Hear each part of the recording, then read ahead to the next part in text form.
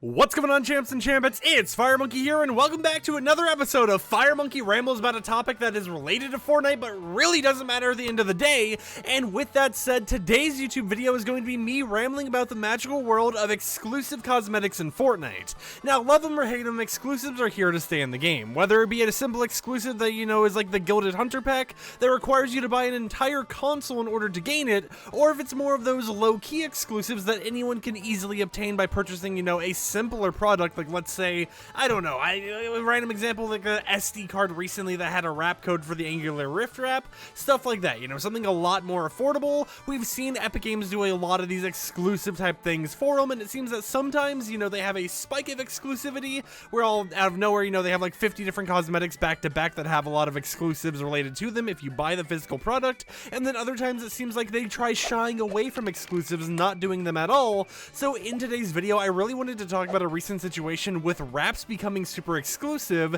and more particularly not just wraps being exclusive, right, but instead the whole entire situation going on where Epic Games is making tons of cosmetics that originally released in the item shop before like one time, just out of the blue exclusives just because they haven't been sold in 500 plus days. This has happened multiple times in the past, and some examples of it happening are like this Secret Lab chair that I'm currently sitting in. That one came with the chipset wrap, which was only sold in the item shop one time, and then another time was that, SD card I had just mentioned where you'd be able to get an Angular Rift wrap code, and now a third time has happened this month as part of a collaboration between Fortnite and a skating brand, where by buying a physical Fortnite themed skateboard, you would be able to get the Nightlife wrap, which is only released one time in Fortnite around 531 days ago as the time you're recording this video, and it would just be included for buying a $45 skateboard, right? It would just have like a little physical card code you'd be able to redeem, and it's an interesting situation because it's like, hey, you got a skateboard, they didn't advertise there was this freebie that comes along with it, but all of a sudden, there's this freebie that comes along with it that, just like the previous two wraps we talked about, was only sold in the item shop one time. And I'm gonna be honest, I really don't care what Epic Games makes exclusive, right? I don't mind if they're making some old cosmetics that sold in the item shop before exclusive to like these real life bundles or whatever, but at the same time, it's an interesting situation because there is this weird like stigma going on, especially with these cosmetics that have already had a normal release before that ended up getting re-released as an exclusive cosmetic, because this isn't just related to, this whole entire idea of, oh, buy a physical product, right? There's been times where we've had exclusive wraps, like the Carnival 2020 wraps, which were sold in the item shop like once or twice, right? And then later down the line, they were re-given out, but they were exclusive to specific content creator only codes that only had like 1,250 uses for each of them. It's so weird, in my opinion, just to see Epic Games taking stuff that they've already sold before and have kind of, built up the stigma for those cosmetics as being purchasable things that anyone would be able to obtain, and turning them into this exclusive thing where it's like, hey, if you waited for this item to return in the shop,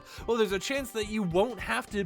wait anymore, because the only way to get it is by purchasing a skateboard, a toothbrush or something along those lines. And I just kind of feel iffy about it, right? Because if they were to make these exclusive cosmetics, stuff that like never released before, right? If it was like a spray or a wrap or something that had never released before in the history of Fortnite, I wouldn't care, right? I'd be like, okay, it's just a little exclusive that goes along with this. But I feel it's a little bit different when it comes to the world of these, oh, what is going on here? But I feel it's a little bit different when it comes to the world of cosmetics that have already released in the shop, because it's like there's a lot of people who may be thinking, oh, hey, since this released in the shop before, I should be able to pick this up in the shop whenever I would want to, so when it releases in the future, I'll be able to grab it, because that's what happens with a lot of people, right? They see this one cosmetic they like, they missed it when it originally released, and then they have a whole entire like Twitter account dedicated to, has insert item returned yet, yes or no, and then usually it's like 50 million pages of just no's, and then one day, oh my god, thank you so much, Epic Games, or whatever. But it's like there will be a lot of people who know and have this mentality that, oh, hey, it's released in the item shop before,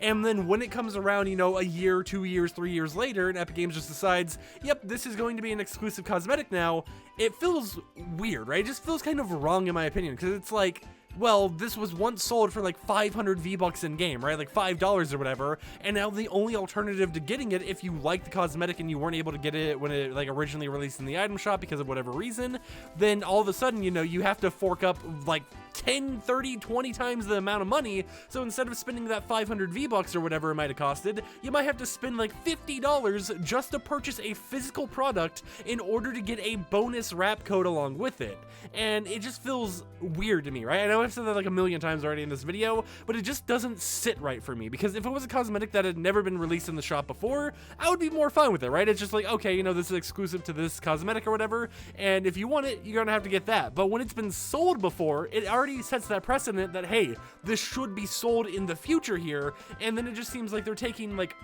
this value or whatever, right? They're taking this item that originally was intended just to be sold in the item shop, and they're purposely inflating the value of it, right? They're purposely making it so it's like, hey, if you want this in the future, the only way is to actually get it through this exclusive collaboration with another brand. And it kind of sucks because, for example, I got the Secret Lab chair for free, right? And it came with that chipset wrap, and one of the things about the chipset wrap is I actually really like the aesthetic of it, and I've been waiting for it to return even before this chair collaboration happened. So seeing that it finally returned in a way that was related to a chair was like good, but at the same time it was like, well, that kind of sucks for the community, because if I go over here and if I actually go to Google, type chipset wrap FNBR to go to the FNBR website that has the pricing and everything, this was a 500 V-Buck wrap that was lasting 739 days ago. And now if you want that wrap, right now, if you want the chipset cosmetic that was originally only like $3, $4, $5, you have to buy like a $300 chair. That's your only way of getting it. And that's like a big price increase, right? I shouldn't have to feel like I have to buy a $300 chair, the same price as like a whole entire console or something,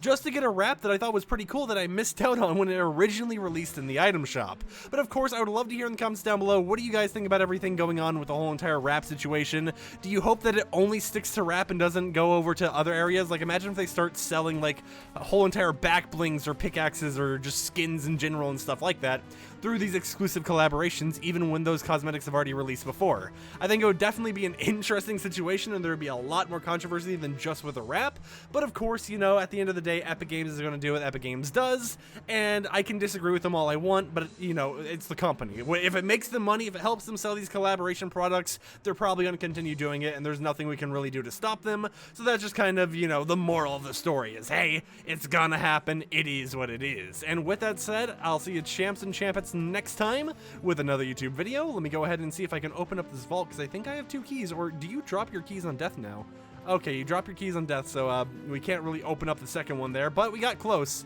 And I will see you champs and champettes next time. Peace out.